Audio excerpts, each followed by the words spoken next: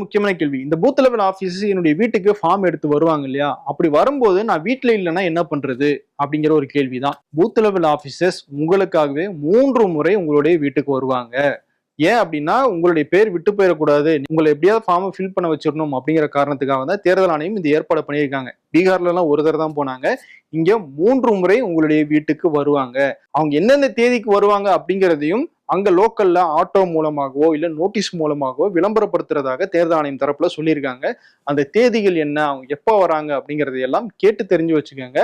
அந்த 3 நாட்கள்ல ஏதாவது ஒரு நாள் நீங்க வீட்டுல இருக்கிற மாதிரியான ஏற்பாடை பண்ணிக்கோங்க. 6வது கேள்வி, எனக்கு 18 வயசு முடிஞ்சிருச்சு, நான் இன்னும் என்னுடைய பேரை வாக்காளர் பட்டியல சேர்க்கல, இதுதான் என்னுடைய முதல் தேர்தல் அப்படின்னா நீங்க ஃபார்ம் 6 ஃபில் பண்ணி கொடுக்கலாம். எப்ப அப்படின்னா இந்த பூத் லெவல் ஆபீசர்ஸ் நேர்ல வருவாங்க இல்லையா, அவங்களே பிளாங்காக சில ஃபார்ம்களை வச்சிருப்பாங்க, ஃபார்ம் 6.